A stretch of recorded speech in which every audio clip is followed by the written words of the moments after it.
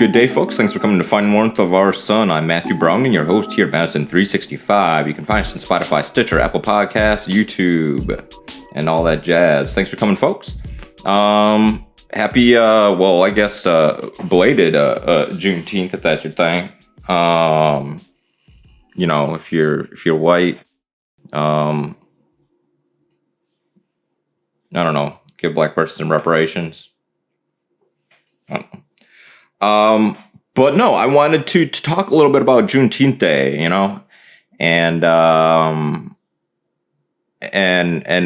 actually kind of get to a point of something I've been wanting to, and just kind of haven't really come about, and that's something that I guess critical race theory does, but isn't critical race theory. It is because it's a narrative, it's a story, and particularly part of the story of the United States, and I should say the myth of the story of the United States, right, is things that we omit, or what we don't omit, and the things and the people we center, and the narratives we center, right? This is part of the live United States. And part of the myths of the American story is the absence of Black agency during enslavement and the push for abolition, and even within emancipation within the Civil War. Some of this was definitely a bit inspired of 1619 Project, as well as there was a good article in The Atlantic called The Truth About Black Freedom. Some of the sources I pulled from that, as well as some stuff I pulled from the 1619 Project within this. So yeah, our narrative of American chattel slavery is one that doesn't center Black agency. It centers and doesn't center the paths those that pushed for freedom of those that were enslaved.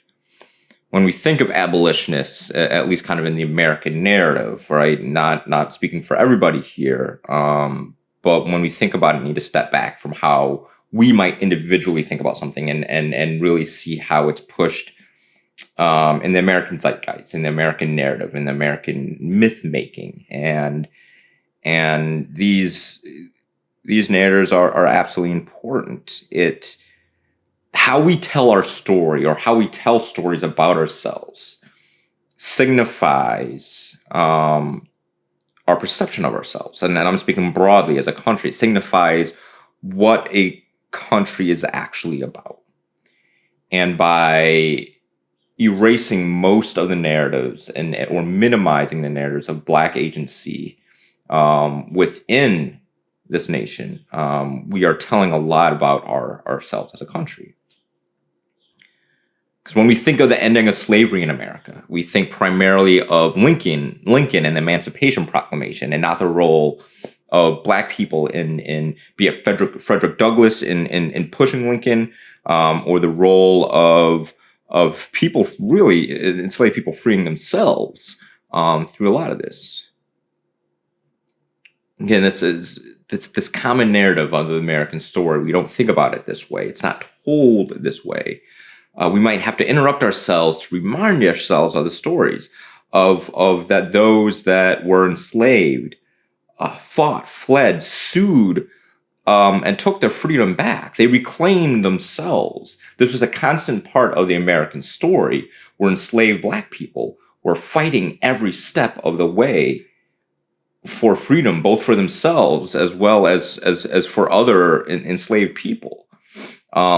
Be it through the Underground Railroad, or just freeing themselves through lawsuits to free themselves or their kids, through rebellions.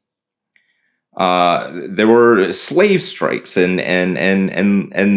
labor slowages, and again, revolts, and this impact I actually feel lasted today in various different ways, and some things stood out to me in thinking about how it reverberates today. The Virginia slave codes reverberate today, but they were in response to revolts of enslaved Africans and indentured servitude whites. This is in the mid to late 1600s. Forgetting the exact date right now. I should wrote it down.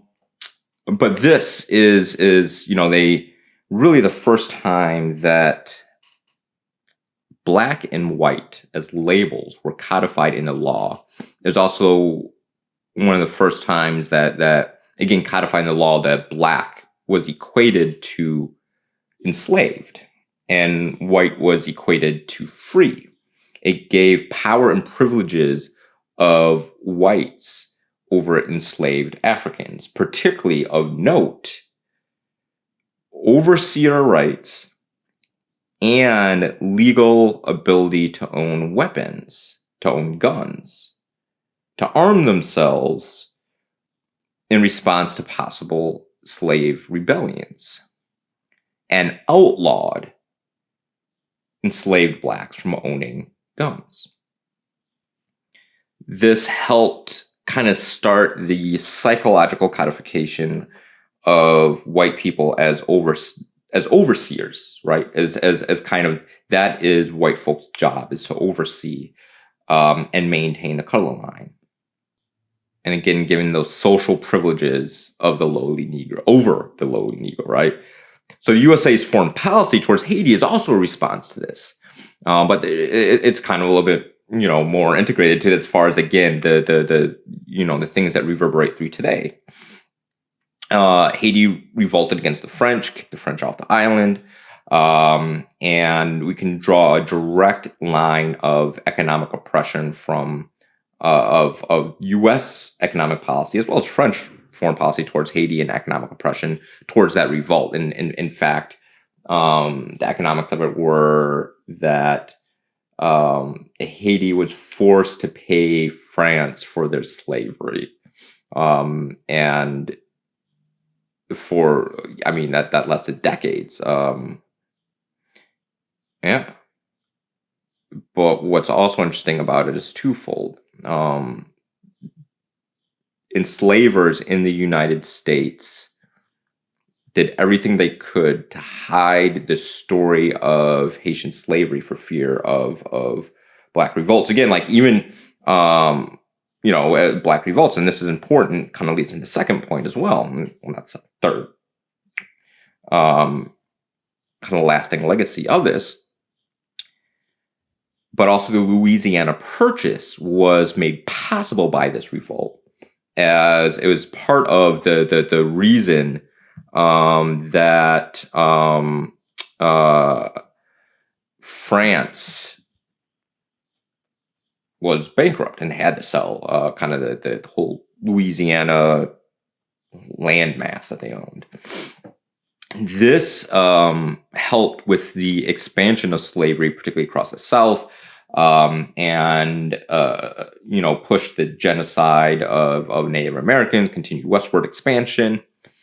It was a major player that's a real impact of the United States. This Louisiana Purchase was huge. It's massive. It's evidence of a slave revolt and the expansion of slavery in the United States. And to that, the Second Amendment was indeed written for fears of black revolt in southern states. In some of these southern states, enslaved people outnumbered white people, or people that became white, so-called white people. There was a real fear. This fear still holds true today. I mean, this is a real fear. I mean, think about a lot of this behavior, and you can draw these lines, and to act like there wasn't this fear of revolt is, I mean, it's a lie, and to act like this fear wouldn't play into something like the Second Amendment. There really isn't a lot of evidence that is primarily as far as it's kind of twofold, but it wasn't like this scare that the federal government become too strong, so there needs to be militias to stand up against. No, it's kind of twofold. There's one, the U.S. didn't have a standing army at that time, and it needed the ability to pull together an army in response for military conflict and this fear of a slave revolt. And that was part of, again, the need to pull together an army in response to the need for an army. So what were the things that the U.S. government needed to respond militarily to? The threat of revolts, primarily the threat of slave revolt. You're talking about indigenous nations and the conflict and genocide of indigenous nations, as well as, the British and Canada partly, but that was kind of U.S. federal government buffoonery on kind of those accounts. But the primary reasons were genocide and slave rebellions. Like, it's what it was, right? Just what it was.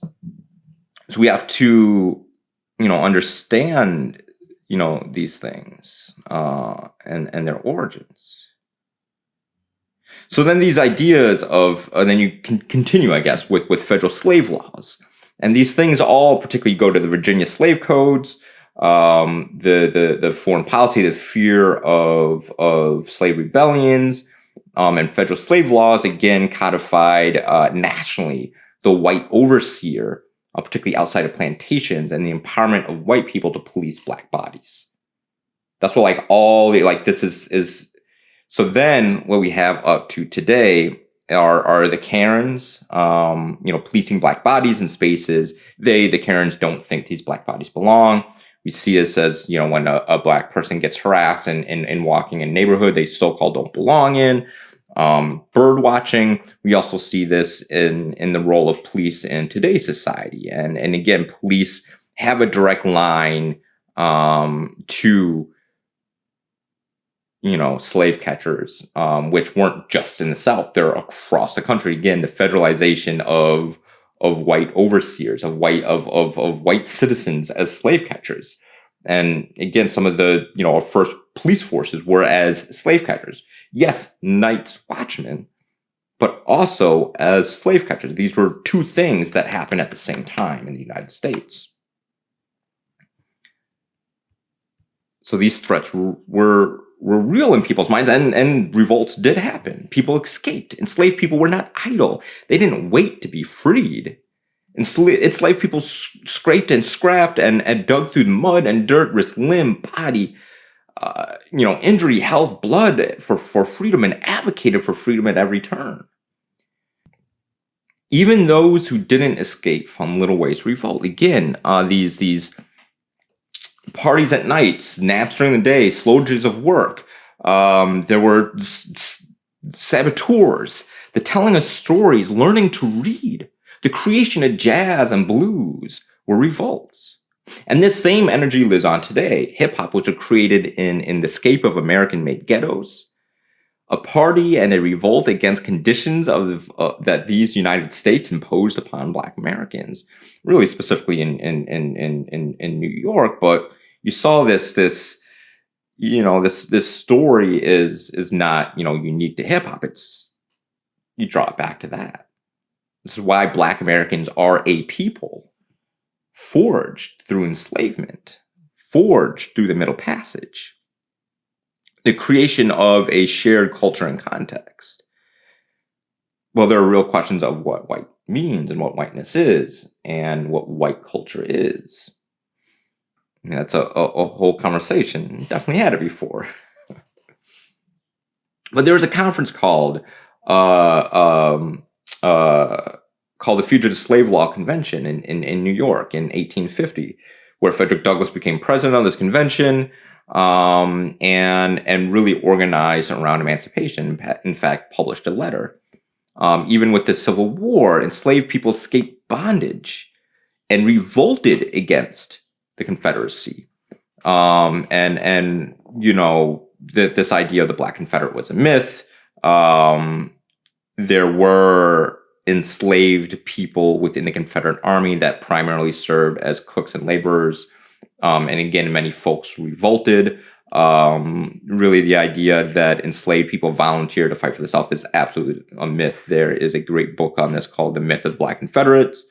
Pick it up if you really want to learn about the myth and of kind of enslaved people. Again, this is part of the Southern redemption narrative of the myth of the Black Confederate. It's a whole, you could go down actually a really interesting hole of the propaganda of this. And I mean, it's real propaganda. I mean, there's stuff that they show that's supposedly black soldiers that are supposedly black Confederates. They aren't. There's some that showed some enslaved black people as within Confederate uniforms, but they weren't actually soldiers. Again, they were enslaved. It's a whole weird thing. Maybe for another day, because I'm starting to go off on a tangent there. So we'll save that out and kind of wrap through. But we had this, right? So enslaved people really forced Lincoln's hand through these revolts. Enslaved people were emancipating themselves, going to leaving plantations in mass, going to Union lines and Union forts, and in turn, sometimes returning as spies, providing information. Like there are key battles that enslaved people that emancipated themselves provided information to the United States and United States forces to, well, really turn the tide of the war. And then you had like all these people wanting to fight for their own freedom. And they already were fighting for their own freedom. Lincoln realized that basically emancipation was already happening. But he also realized that the United States couldn't preserve the Union without emancipation. Lincoln didn't fight the war to end slavery. This was a product, something that basically those freedmen forced his hand through revolt. This war created a revolt of enslaved people, a real revolt, and the hand was forced. And so then he made it in the eyes of the U.S. government and ended up winning the war because of it. Either the United States could win the war through emancipation or they'd lose. That's what he realized. So this claiming of freedom throughout history of American slavery is kind of the same thing of, it's this minimizing of the narrative. It's just that this freedom wasn't recognized by the government of the United States of America. But people kept claiming their freedom, kept claiming through various mechanisms they were free, fighting for it. The same fight has been the fight for also social recognition of this freedom. Black Americans who embraced Reconstruction, engaged in the politics of this country, fully embracing the ideals and ideas of the United States, continue to pick up arms against the guerrilla rebellion in the South, the white guerrilla rebellion. The Civil War wasn't the end of the rebellion. It was the end of one type of rebellion. And shortly afterwards, you saw massacres and there were battles. And it was really a guerrilla war in the South afterwards in a variety of ways. At first, the United States government, backed with federal troops, protected towns and black political officials. Many people died. There were massacres, there were battles, there were lynchings, and Black Americans embraced this, though this fight with zeal, right? Running for office, taking up arms as well, protecting themselves, their homes, in marches to go vote. They'd be armed. There'd be these battles to go vote. But then eventually, Reconstruction was abandoned or overthrown, depending on how you want to look at it. this zeal of the freedman was not met by the same zeal for Black American freedom by Northern white men. White unity ended up being embraced over freedom and justice in this country. And when Reconstruction was abandoned, Jim Crow and the violence continued. It was no longer a rebellion within the United States' violence, but it was a violent enforcement of the color line within the United States that local governments took part in, that state governments took part in, that the federal government took part in, be it officially or unofficially or looking past non-state actors. This was something that most white government officials all across the United States either let happen or participated in.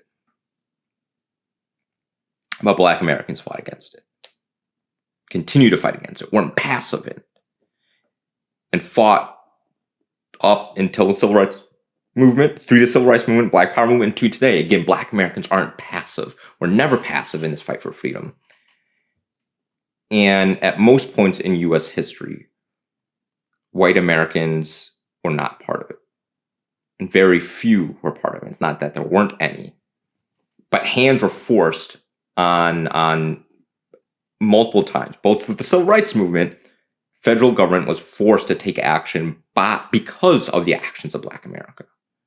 It wasn't just one day they decided to be good.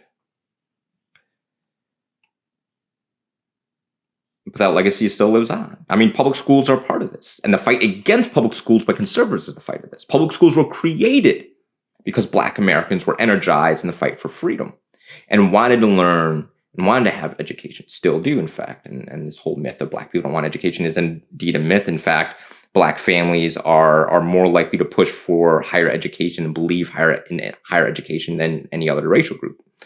And believe education is important more than any other racial group. Again, there's these myths we tell ourselves. But public education is because Black Americans push for it, because elected Black push for it. All right? But this has, again, been something that particularly since integration, American conservatives, white American conservatives, has pushed and fought back, is, again, public education. Public education, well, not perfect in any means, and particularly within its racism, is very much a institution of American freedom when fully invested in. But we defund education all the time and then blame people for their own disparate educational outputs when the input is far from equal. And I'm digressing again. But this is about centering the narrative of Black America. And this is what the 1619 Project was about. To show Black Americans were not passive players in American history, in our own history, in our own freedom, but in fact, the central actors, not white America, not Lincoln, not LBJ, right? We were the central actors in our own freedom. We took it. We didn't hope it would come one day. Well, we did hope it would come one day, but we didn't just sit passively by and hope it would come one day. People pushed, pulled, fought, bled every single stage of the way for this nation to live up to its stated ideals. No other group in this nation has embraced these ideals so fully. All while every force of this nation attempted to suppress that cry for freedom. And almost every step of the way, this nation has put almost just a massive amount of force towards that, towards fighting it. And that's really what Juneteenth is a celebration, not just of letting those in Texas that were enslaved learn that they were free, but it's a legacy of the Black narrative of Black agency in this country. Kind of my last thought, there's a really interesting tweet that I saw about how the uniqueness of Juneteenth in a real way. That it's a celebration of the last of us getting free. We celebrate the all and not the first or the some. And that's a community mindset. And it's different than what,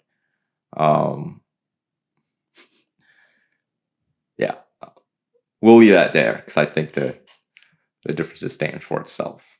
But that is it this week for Finding the Warmth of Our Sun. I'm Matthew Brown, your host here at Masson365. You can find us on YouTube, Spotify, Stitcher, and Apple Podcasts. Hope y'all have a great week. It's officially summer now. I know it's felt like it for a little bit, but it's summer. Yay. And have yourselves a good one. Thanks for coming. Bye.